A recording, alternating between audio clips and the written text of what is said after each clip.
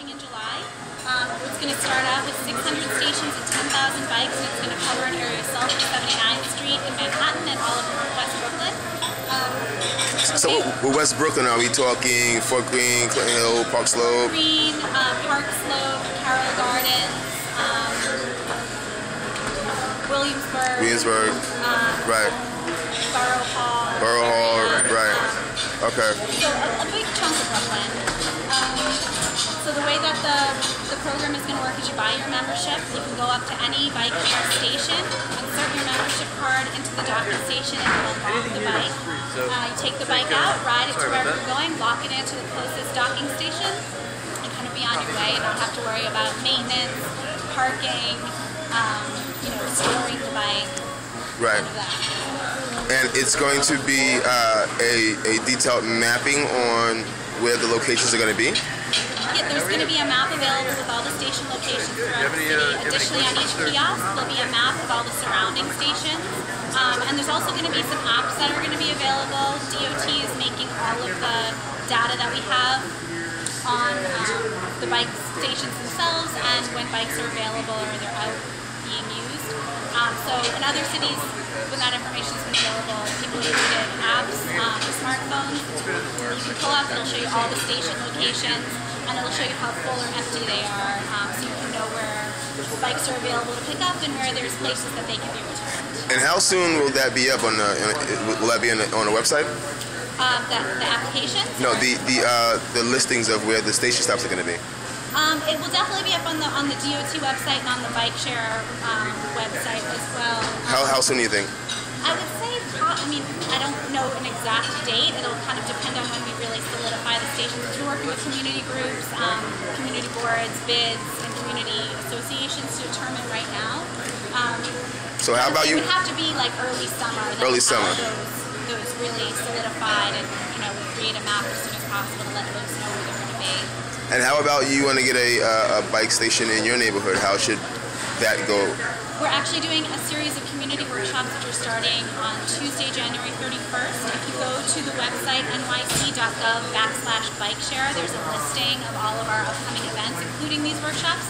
If you go to your community board workshop, we're going to give you a huge map with a whole bunch of potential station locations that fit a specific set of technical criteria that we've already vetted. And you can tell us if you like a station location, if you hate a station location, or if you think we've missed a place, that we just didn't think about it for whatever reason, and you want to see something there, you can let us know. And we'll go and check it out. And that's really going to be the biggest determining factor in where we put all of these stations, the feedback that we get from these workshops. So people should definitely come out to those. To those, right, exactly, get involved. And what's going to be the pricing? The pricing for a yearly membership will be between $90 and $95, and that again gets you 24-hour-a-day access, 365 days a year, and that's for a 45-minute free ride with your membership. If you go over that 45-minute period, you start getting charged incremental user fees. So the first half hour after that 45 minutes will probably be an additional $1. The second half hour, an additional $2. Right. And that's really to get people to return the bikes in a timely fashion. Right. There's also going to be a daily membership available, which will be between $8 and $10, and a weekly membership that will be between $20 and $25. Right. All right. Good. And this is program city number what in the Bike Share program? There's a whole bunch there's hundreds of cities around the world that have different variations of bike share programs. In the United States, Boston and Washington, D.C. are probably the two biggest bike share programs. They also have one in Minneapolis. They're launching one in Chattanooga, Tennessee this coming summer. Oh, wow. And there's some smaller programs in places like Santa Barbara, in a few small cities in Florida, right. And a whole bunch of other less formalized programs throughout. Right.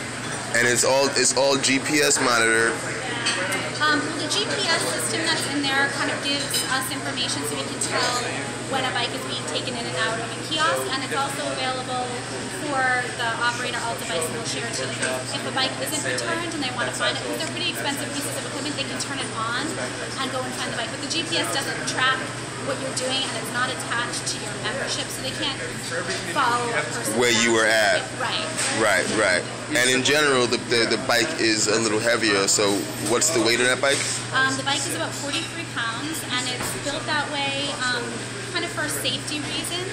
It's really durable. You can ride over bumps on the street and ride over cobblestone without really feeling it too much. And it's also heavy like that because we don't want people, you know, kind of kamikaze biking through the street, zipping in and out of car traffic. This doesn't let you go. It lets you go fast enough to get where you need to go, but not so fast that you can put yourself in danger. Right. And it comes with a rack.